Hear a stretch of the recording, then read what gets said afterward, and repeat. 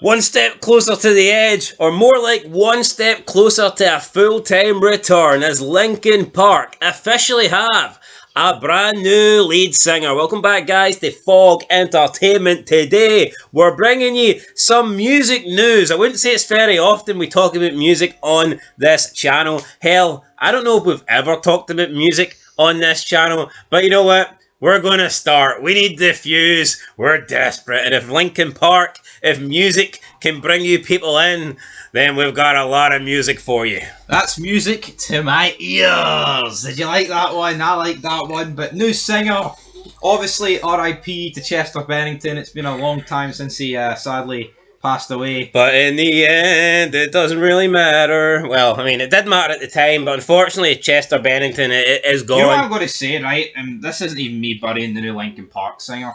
I just think these groups, they've all had their heyday. No, see, in music, it's very hard to stay relevant. It is. And even if he was still alive, I wouldn't really care about Linkin Park in 2024. It's all about their old stuff. Every group's the same. Name me a band or a solo artist, right, that's been around for 20, 30, 40, 50 years that comes out with a new song and you're like, oh fuck, that was as good as the one in 87. No one turns around and fucking says that. No, I agree. I acts. agree, but some bands definitely have better longevity than others. Even when their new stuff's shite, they're still remembered for their old stuff. Now, I wonder why that is. Because... Do you think it's just the size and like the popularity of the band? Do you think if you're mega, then you're always going to be big time, even if your music goes downhill? Yes, I think that's just... Well, let's not pretend that Linkin Park weren't big. No, they were massive. No, but yeah, you look at eras of music, right? Like, see the Beatles, everyone talks about the Beatles, right? But see, by the time the late 70s, 80s came up, the Beatles are outdated. See, like, look at the 90s, right? Got a lot of boy bands in the 90s, like Backstreet Boys, NSYNC. See, by the time the 2000s came around, it was more Linkin Park.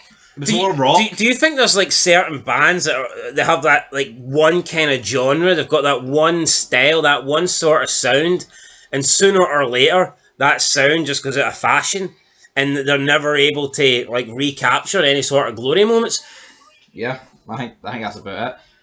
No, but it's like... well, let's think of bands that haven't had issues. I would say AC/DC is one of those bands that just keeps going. Keep on rolling. No, but would you not agree? Would you not say they're like one of the bands that have just kept on going with time, and no matter what decade you're in, they seem to be forever popular? Bon Jovi, he whips out odd songs here and then. No, but I agree. I would agree with that. Metallica may have new songs. I think rock and rap are the two easiest to... Whereas Linkin Park had like their own sort of unique style. I feel like... And I think Linkin Park's style was back in the 2000s, because there was other bands that came out that did sound like Linkin Park. You'd Trapped. You had... there was other... Oh, come on, don't let me down here. There was other bands that sounded like Linkin Park. Name some. 3 Days... Not 3 Days Grace. They sounded nothing like Linkin Park. Trapped was definitely one. There was other bands that sounded similar to Linkin Park, but I just think Linkin Park's music, it was suited to the early 2000s, and what was over then isn't really over now. But here, regardless, they are making a comeback. It is going to be their first real comeback since 2017, since Chester Bennington took his own life, and they have recruited Emily Armstrong, who is the vocalist of Dead Sarah. Never heard of them. Never heard of her, never heard of them. Yeah, I think to jump into Linkin Park, it's big boots to fill. But again, it's like I said at the start, even if it was Chester Bennington somehow coming back from the dead, it's just one of those things where I feel like these groups, they almost become tribute acts to themselves. Like, the new material's just not that good. Everyone just cares about the old stuff. With Slipknot, for me, they haven't really recaptured their glory days. No, but that's it. I mean, I look at Nickelback, they haven't had a good album since 2006. That's it, though. It's all these bands, they just live off the past. It is what it is. There's nothing wrong with it. Yeah, I know, but it's kind of sad. You look at all these big bands that were big hits in the 2000s, and you can't name a song. You can barely name a song. Like, I couldn't name one Slipknot song in the last decade. Nah. I couldn't name you one Nickelback song in the last decade. I think things just get outgrown. like I said earlier, I think rock and rap is consistent. I feel like that never really gets outgrown. The bands just get lazy with their success, and it gets to the point where they just start throwing out any shit because they know that people are going to come for the tours. No, I agree. I think that is it.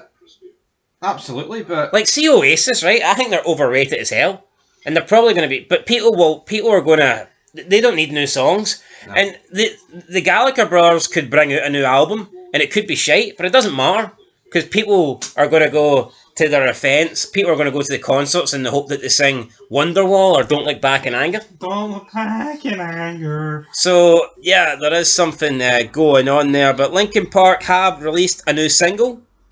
It is called The Emptiness Machine, and they will be releasing a new album on November 15th called From Zero.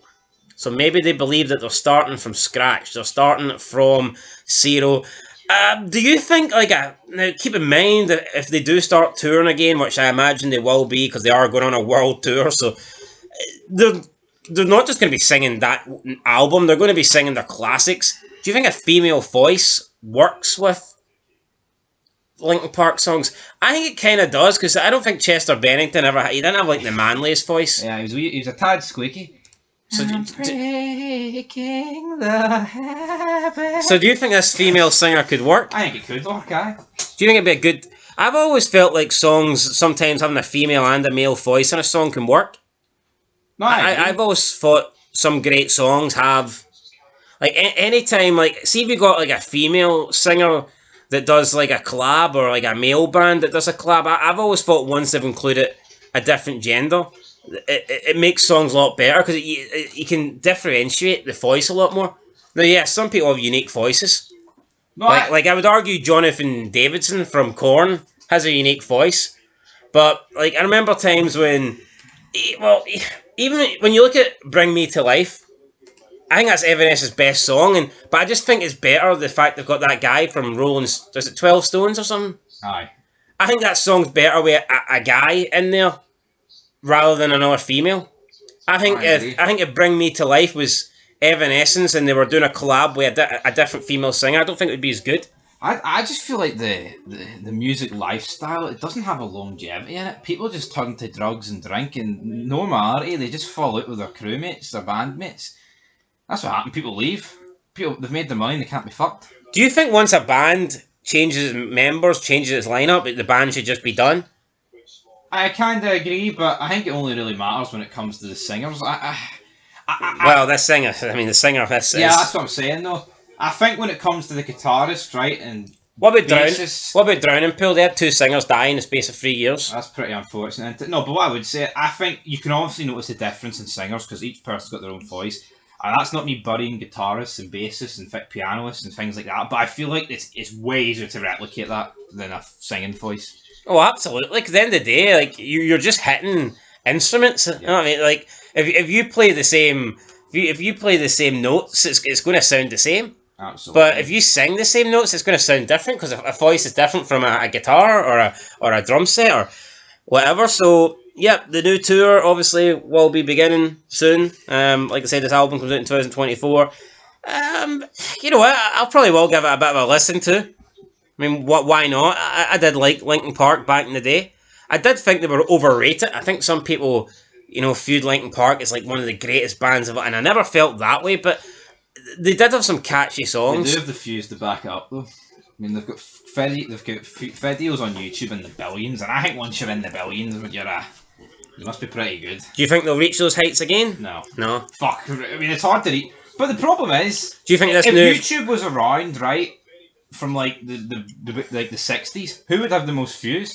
The problem is, a lot of these songs are getting uploaded late 2000s, but at that point, the songs are already out of date. No, that is very true. YouTube came around mid 2000s, but you didn't really start getting music on it until late 2000s. Yeah. And so really, like Linkin Park, I believe Numb has got way over 1 billion views. And that was in 2003? If that came out in 2000, if YouTube uploaded it in 2003, it would probably have, I would say, it could have near triple. Just based off the fact that I think if you look at all the highest viewed songs on YouTube, I'm going to imagine that the ones at the top will be ones that have come out since 2010. Yeah. Like we don't have a list in front of us, but if I had to think of a few songs that I'm going to imagine would be right up there, I think Rihanna. Despacito would I be. Love the Way You Lie. I think that was very high infused. Gangnam Style. Aye, Gangnam Style's probably number one. Despacito. Any Spanish song, because for whatever reason they just fucking draw with the Latin. I remember once watching a Predator Catch group and they caught some guy and his ringtone went off and it was Despacito. Despacito. Just like the way no one say like, but any closing thoughts here on this? Like Nah, hold on. See when you've got like a 50-year-old Englishman and his ringtone's Despacito. You should be locked up alone. Aye. Forget about the hard drive, mate. It's all about your. It's all about the ringtone. Fuck me. Anyway, closing thoughts here. I'm not going to bury the new singer. I've never listened to her, but I just think it's all musicians and bands. It's just they've all had. They become a tribute act to themselves. No one cares what the new songs are going to make. Well, we have the Emptiness Machine song reaction on this channel. Probably not, no. Alright, okay. Trying to No, because it'll just get copyright. You know what I mean? What's the point? We can't. Everyone else gets away with it. We'll get a copyright strike. No, but see these people, right? There's a lot of people that just do like music reacts and they sit there, listen to a song in their fucking basement, they're fully on by themselves, swinging their head to it. Fucking wise up, man. Like 40-year-old fucking men. Wise up there. Anyway, that's it, guys. Linkin Park are coming back. They got a brand new member. No idea who she is, but here, we'll check them out and we'll see if they're any good and let us know your thoughts down below. There was rumours though it was going to be the guy in Sum 41. Oh, him? To do it. But Sum 41? They're a bit similar to Linkin Park in my opinion. Blink 182. That kind of rap metal, that new metal kind of sound. Closing thoughts, do you think this new lead singer will ever be in Saw one day?